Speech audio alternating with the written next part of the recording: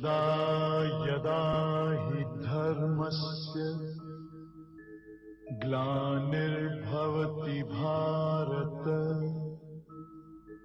अभ्युत्थानम् अधर्मस्य तदात्मानं सृजाम्यहम् परित्राणाय साधूनां विनाशाय च दुष्कृताम् धर्म संस्थापनार्थाय संभवामि युगे युगे।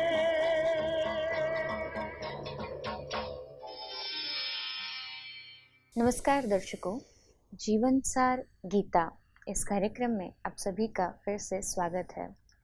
दर्शकों, पिछले सत्र में हम चर्चा कर रहे थे कि किस प्रकार से आज मोह हर जगह दिखाई दे रहा है। उसी प्रकार से गीता में भी भगवान ने कहा था कि मोह के कारण हम कीर्ति को प्राप्त नहीं कर सकते, या यूँ कहो जो उन्नति होनी है वो नहीं हो सकती।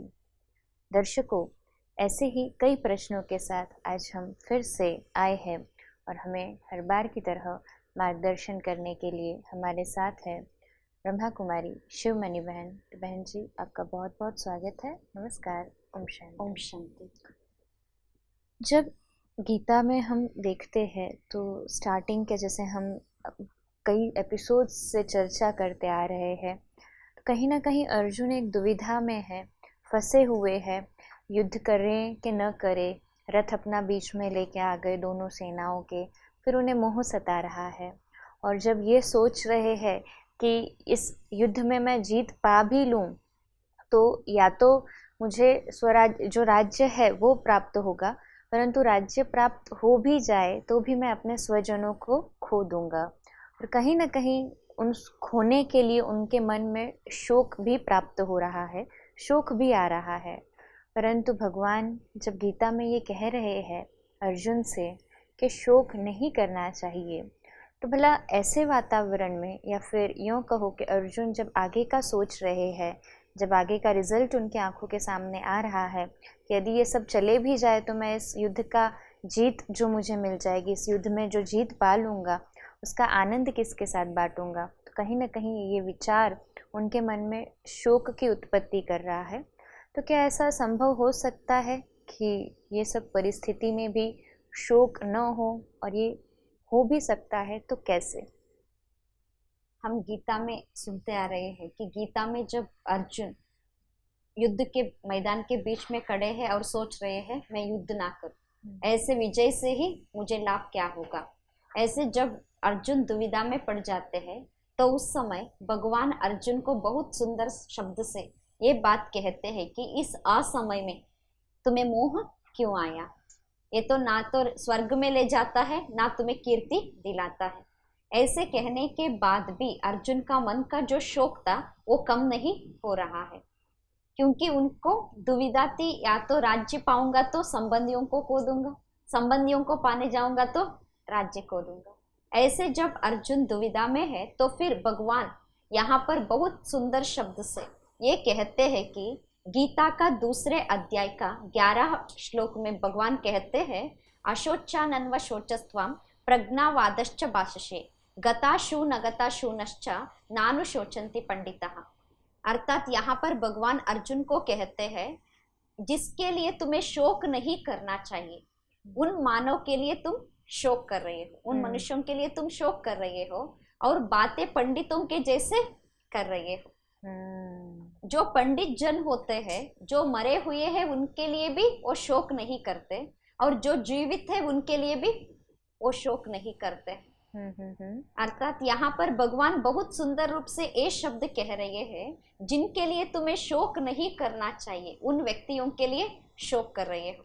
अर्थात वहां पर जो युद्ध के मैदान में खड़े थे वो सभी राज्य के लिए, अच्छे लोगों के साथ भी लड़ने के लिए तैयार होकर आए थे, लेकिन अर्जुन का मन का विचार था मैं युद्ध करूंगा तो ये लोग मर जाएंगे। लेकिन वो लोग मर जाएंगे ये सोचकर अर्जुन युद्ध नहीं करना चाहते थे, लेकिन उन लोगों के मन में विचार क्या था कि पांडवों को मार दे और हम राज्य प्राप्त कर ले। ये विचार से वो लोग आए थे। तो जब उनके मन में बुरे विचार है तो उन बुरे विचारों को रखकर वो जब युद्ध करने के लिए तैयार थे, उनके लिए शोक करना ठीक है क्या?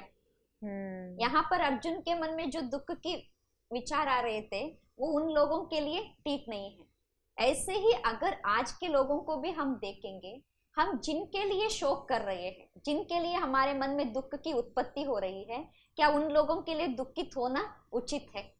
जैसे कि एक परिवार में भी हम लेंगे, परिवार में माता पिता होते हैं, बच्चे होते हैं, संबंधी होते हैं। जो भी संबंधी होते हैं उनमें ऐसे ऐसे अवगुण होते हैं। उनके अवगुणों को देखने के बाद भी हम उन अवगुणों को अपनाते हुए हम क्या करते हैं, उसको देखकर माफ करते हुए उनके साथ एडजस्ट होते रहते हैं। जैसे कि कल भी हमने चर्चा की कि जब मोह होता है तो दूसरों का अवगुण हमें दिखाई नहीं देता है। बिल्कुल।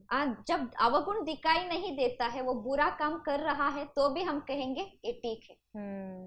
इसलिए कि हम अंदर से शोक भी करते रहते हैं। ऐसा नहीं करना चाहिए, ऐसा नहीं होना चाहिए। उनको बदलना भी चाहते हैं लेकिन हम बदल नहीं सकते। बिल्कुल, कहीं ना कहीं वो बदलना नहीं चाहते हैं सामने वाले, पर हम ये आश लेकर भी वो मोह में आगे बढ़ते रहते हैं कि ये बदल जाएगा। तो हम शुभ भावना भी तो रख रहे हैं उनके लिए इस बारे में। शुभ भावना तो रख रहे हैं, लेकिन शोक करना ठीक है क्या? हर एक व्यक्ति को चेंज होना है, आज नहीं तो कल हर एक व्यक्ति चेंज हो जाएगा, लेकिन वो चेंज नहीं हो रहा है, इसके लिए हम दुखी हो, ये क्या सही है? नहीं। जैसे कि हम जी रहे हैं खुशी से जीने के लिए, सुख से जीने के लिए, चैन से जीने के लिए, लेकिन दूसरे को देख देख कर हमारी मन की खुशी कम होती जा रही है। बिल्कुल। तो उनका प्रॉब्लम उनकी है, वो हमारा प्रॉब्लम नहीं है। लेकिन उनको देखकर भी हम दुखित हो रहे हैं, उसका मतलब है हमें सुख की प्राप्ति होने के बाद भी हम सुखी नहीं रह यूं सकते। कहो कि सुख है परंतु उसकी अनुभूति नहीं ले रहे हैं, क्योंकि मन में दुविधा और शोक प्राप्त हो रहा है। क्योंकि दूसरे को देख रहे हैं, दूसरे के दुख को देखकर हम दुखित हो रहे हैं। पर एक स्वजन व्यक्ति वो भी तो कहा जाता है कि वो खुद के दुख में नहीं परंतु दूसरों के दुख को भी देखकर उसमें शामिल हो सके। दूसरों के दुख को देखकर अगर हम उसके लिए कुछ समाधान बता सकते हैं तो बताना चाहिए। उस दुख को दूर करने की शक्ति हमारे में है तो उस दुख को दूर करने का प्रयास करना चाहिए। दूसरे को दुखी देखकर अगर हम भी दुखी होंगे तो क्या हमें ज्ञानी कहेंगे? बिल्कुल नहीं। इसीलिए यहाँ पर भगवान भी यही शब्द उच्चार रहे हैं कि तुम शोक भी कर रहे हो और पंडितों के जैसे बातें भी कर रहे हो। लेकिन जो पंडित जन होते हैं वो मरे हुए के बारे में भी शोक व्यक्त नहीं करते हैं, और जो जीवित है उनके बारे में भी वो शोक व्यक्त नहीं करते। अर्थात आज दुनिया में कितने लोगों को भी हम देखते हैं, कोई मर गया है, जैसे कि उनके पिता हो, दादाजी, कोई भी मर गए हैं, उनको याद करते हुए सालों तक रोते रहते हैं, रोते रहते। वो तो वापस आने वालों में से है नहीं, जब चला गया मतलब चला गया। जो गए हैं उनके बारे में हम सोच रहे हैं, आज का दिन भी हम क्या कर रहे हैं, उसी दुख में गुजार रहे हैं। लेकिन आज जो हो गया सो हो गया, लेकिन आज तो हमें खुशी से जीवन जीना चाहिए। लेकिन कल की चिंता के कारण आज भी हम खुश नहीं रह सकते। ऐसी आज व्यक्ति का स्थिति हो गई है। तो ज्ञान की कमी, बातें तो ऐसे करते हैं कि मैं दूसरों के लिए दुखी, दूसरों की चिंता देखकर मैं चिंता कर रहा हूँ। इसीलिए आज दुनिया में जितने भी लोगों को भी हम देखेंगे, जितने लोग हैं दुनिया में, उन लोगों को देखने के बाद हमारा मन में एक ये विचार आता है, क्या वास्तव में व्यक्ति दुखी है? अगर देखेंगे तो ऐसे कोई व्यक्ति नहीं जिनका अपने मुश्किलात के कारण उनके जीवन में दुख है। इसलिए कहा भी जाता है कि आज व्यक्ति 3 प्रकार से दुखी है। कई होते हैं जो खुद के दुख के कारण दुखी होते हैं, कई ऐसे भी होते हैं जो दूसरों के दुख के कारण दुखी होते हैं, परंतु आज हम देखते हैं कई ऐसे भी हैं जो दूसरों के सुख को भी देखकर दुखी होते हैं। और ऐसे और भी कुछ लोग होते हैं जो बिना कारण भी दुखी होते हैं। ऐसे दुख तो हर अनेक प्रकार का दुख है दुनिया में, लेकिन वास्तविक दुख वो होता है जो खुद के परिस्थिति के कारण अगर कोई दुखी है तो आज नहीं तो कल वो परिस्थिति भी चली जाएगी। परिस्थिति तो चली जाएगी। आज सुबह है तो सदा सुबह ही नहीं रह सकता, दिन है तो रात होगा, रात है तो दिन होगा ही। जैसे दिन रात का चक्र रिपीट हो ही रहा है, जैसे हम देखते हैं ऋतुओं का चक्र रिपीट हो रहा है, ऐसे अगर हमारे जीवन में दुख का दिन है तो वो भी चले जाएंगे, सुख का दिन जरूर आएगा। लेकिन हम सोचते हैं मैं सदा दुखी ही हूँ, लेकिन ऐसा कोई व्यक्ति इस दुनिया में नहीं है जिनको सदा दुखी है। जो दुखी है आज नहीं तो कल वो सुखी हो जाएगा, आज जो सुखी है उसको दुख भी आना ही है, ये भी एक चक्र है।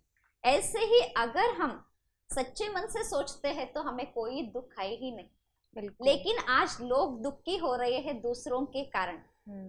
जैसे कि हमारे जीवन में जो जो चाहिए था सभी साधन भगवान दे चुके हैं। आज ऐसा कोई व्यक्ति नहीं है जिनको खाने के लिए 3 बार भोजन नहीं, इसलिए वो व्यक्ति दुखी है, ऐसे भी नहीं है। बहुत लोगों को खाने के लिए भी है, कपड़े भी है, रहने का स्थान भी है, फिर भी व्यक्ति दुखी है। उसका कारण ये है कि या तो वो दूसरों का सुख देखकर दुखी हो रहा है, या तो दूसरों का दुख देखकर दुखी हो रहा है। कई बार ऐसा होता है कि वो एक चीज चाहता है उसे वो नहीं मिलती, पर दूसरा व्यक्ति जो चाहता है उसे वो मिल जाता है, तो ये बात भी उसे दुख पहुंचा देती है। दूसरों का सुख देख नहीं सकता, लेकिन वो ये नहीं सोचता कि मेरे भाग्य में जो है वो मुझे मिलेगा, उनके भाग्य में जो है वो उसे मिलेगा। ऐसे ही स्थिति, मनोस्थिति यहाँ पर अर्जुन की हुई थी। अर्जुन एक तरफ राज्य भी चाहता था, लेकिन दूसरों को मारना भी नहीं चाहता था, इसीलिए दोनों कारण से वो दुखी था। जब वो कौरवों के पास राज्य था, वो युद्ध करने के लिए आया क्योंकि मुझे राज्य चाहिए।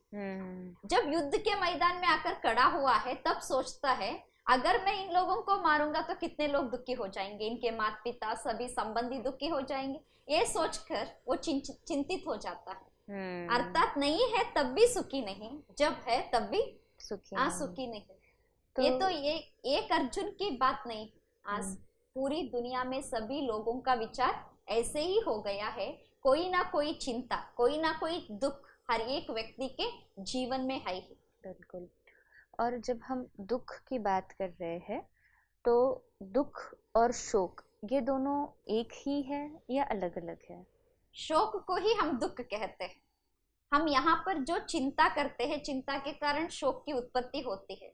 लेकिन यहाँ पर जो शोक का अनुभव कर रहे हैं, दुख का अनुभव कर रहे हैं, लेकिन गीता में भगवान स्पष्ट रूप में कह रहे हैं कि जो मर गए हैं उनके लिए भी तुम्हें दुखी होने की जरूरत नहीं, और जो जीवित है उनके लिए भी दुखी होने की जरूरत नहीं है। लेकिन व्यक्ति दोनों के कारण आज दुखी है। आज अगर हम देखते हैं दुनिया में जो मर गए हैं उनको देखकर तो रो रहे हैं, लेकिन जो जीवित है उनके जीवन को देखकर भी हम क्या हो रहे हैं? दुखी हो रहे हैं। अर्थात जिनके जीवन में उनका जो पार्ट है वो पार्ट वो बचा रहे हैं। हर एक व्यक्ति का इस सृष्टि नाटक पर अपना ही एक रोल है। वो व्यक्ति वो रोल बहुत अच्छी तरह से बजा रहा है।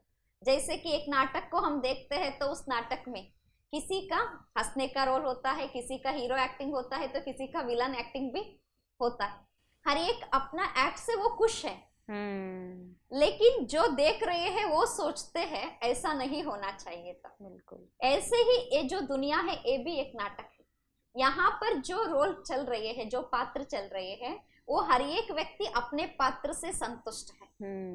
लेकिन हम ये सोचते हैं कि इनका पार्ट ऐसा नहीं होना था। बिल्कुल इसीलिए हम दुखी है, क्योंकि हम दूसरों के एक्ट को चेंज करना चाहते हैं। अर्थात खुद के परिवर्तन के बजाय यहाँ पर हमारा ज्यादा कंसंट्रेशन दूसरों को परिवर्तन करने का है। और कहा जाता है अगर हमें थोड़ा सा भी अपने आप में परिवर्तन करना हो तो महसूस होता है कितना मुश्किल है। वो जो संस्कार इतना कड़ा हो चुका है, व्यक्ति समझता भी है कि इस संस्कार के कारण ही मैं आगे नहीं बढ़ पा रहा हूँ, या मुझे दुख हो रहा है, या मेरी उन्नति कहीं ना कहीं बाधित हो रही है, परंतु उस दुख में भी वो ये नहीं समझ पाता है कि मेरे में ये ताकत हो कि मैं परिवर्तित हो सकूं।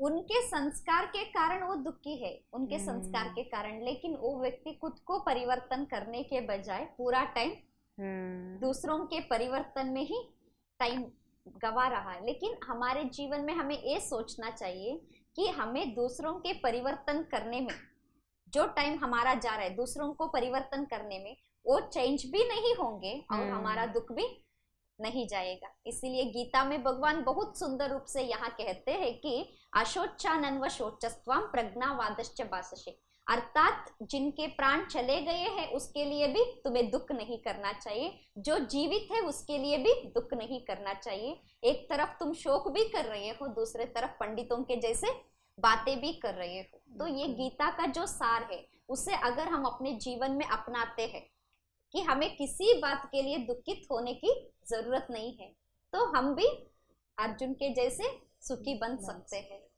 बिल्कुल, आपने इतनी संक्षिप्त में जो जानकारी दी ज़रूर हमें उपयोगी होगी ही, इसलिए आपका बहुत बहुत धन्यवाद है। नमस्कार, ओम शांति। ओम शांति।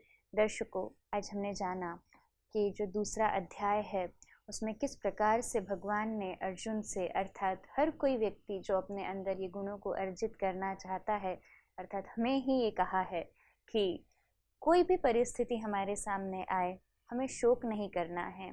वो व्यक्ति जो आज हमारे समक्ष थे परंतु आज नहीं है, ना ही उनके लिए शोक करना है, और वो व्यक्ति जो आज हमारे समक्ष है ना ही उनके लिए हमें दुख करना है। या यूँ कहे कि हर एक का जो पार्ट है या ये हर एक का जो किरदार है उसे हम एक साक्षी हो करके अनुभव करें या उसे देखें, तो हमारे अंदर वो दुख की भावना या शोक की भावना नहीं होगी। आगे भी ऐसे कई सारे प्रश्न हैं जिसके हम डीप जाकर, डेप्थ में जाकर जानकारी लेंगे ही।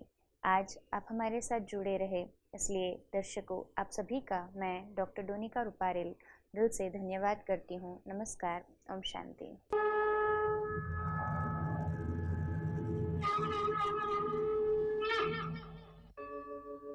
यदा यदा हि धर्मस्य ग्लानिर्भवति भारत अभ्युत्थानम् अधर्मस्य